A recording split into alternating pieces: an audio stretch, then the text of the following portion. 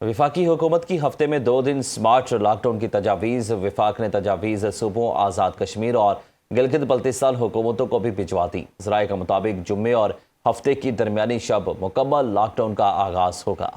آپ کو بتاتے چلیں کہ مکمل طور پر جمعے اور ہفتے کو اس لاک ڈاؤن کا آغاز کیا جائے گا اور اتوار اور رات 12 بجے تک نافذ کرنے کی سفارش کی گئی ہے۔ شادی بیاہ سمیت تمام کمرشل سرگرمیاں روکنے کی تجاویز بھی دی گئی ہیں۔ ابتدائی طور پر سمارٹ لاک ڈاؤن کا نفاذ 4 اپریل سے شروع کرنے کی سفارش کی گئی۔ وفاقی حکومت صوبوں کی رضامندی کے بعد باضابطہ نوٹیفیکیشن جاری کرے گی۔ وزیراعظم شہباز شریف کی زیر صدارت خطے کی صورتحال پر جائزہ اجلاس ہوا۔ ایندھن کی بچت اور کفایت شاری کے لیے جاری اقدامات کے نفاذ پر غور کیا گیا۔ وزیراعظم نے کہا کہ پیٹرولیم مصنوعات کی ملکی ضروریات کے لیے مناسب مقدار موجود ہے۔ حالیہ صورتحال میں عوامی ریلیف کو اولین ترجیح دی۔ گزشتہ 3 ہفتوں میں عوام کو ریلیف فراہم کیا۔ شہری بچت مہم کے تحت غیر ضروری سفر سے پرہیز کریں۔ دفاتر اور کام کی جگہوں پر ٹیلی کانفرنسنگ کو ترجیح دی جائے۔ وزیراعظم نے متعلقہ حکام کو چاروں صوبوں آزاد کشمیر اور گلگت بلتستان کے چیف سیکرٹریز کے ساتھ رابطے تیز کرنے کی ہدایت کی ہے۔ پاکستان کی مشرق وسطی میں امن کی کوششیں۔ وزیراعظم شہباز شریف سے ترک وزیر خارجہ حقان فیدان اور مصری وزیر خارجہ بدر العاطی کی ملاقات۔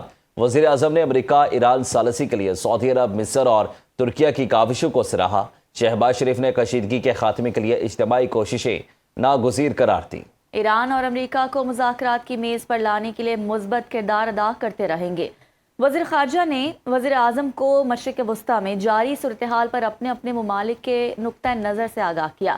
پاکستان کے تعمیری اور مثبت کردار کو سراہتے ہوئے وزرائے خارجہ نے وزیر اعظم، نائب وزیر اعظم اور فیلڈ مارشل سداسِ منیر کی قیادت کو خراج تحسین پیش کیا۔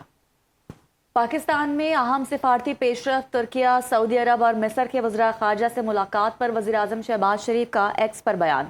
کہا کہ خطے میں کشیدگی کے خاتمے کے لیے فوری طور پر اجتماعی کوششوں کی ضرورت ہے۔ جھڑپیں نہ صرف ایران بلکہ کئی برادر مسلم ممالک میں قیمتی جان و معیشت اور املاک کا نقصان کا سبب بن رہی ہیں۔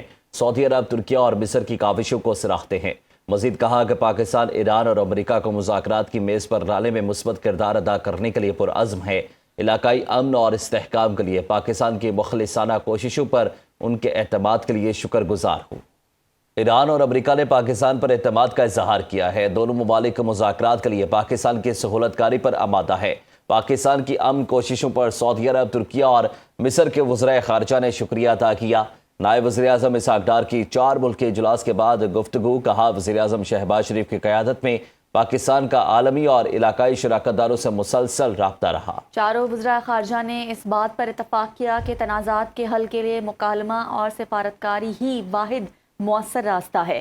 اقوام متحدہ کے چارٹر خود مختاری اور علاقائی سالمیت کے احترام پر زور دیا گیا۔ چاروں ممالک کے درمیان تعاون بڑھانے کے لیے سینئر حکام پر مشتمل کمیٹی بنانے کا فیصلہ ہوا۔ وزیر اعظم شہباز شریف سے سعودی وزیر خارجہ فیصل بن فرحان کی ملاقات۔ وزیر اعظم نے سعودی عرب کے ساتھ پاکستان کی مکمل اور غیر متزلزل یکجہتی اور حمایت کا اعادہ کیا۔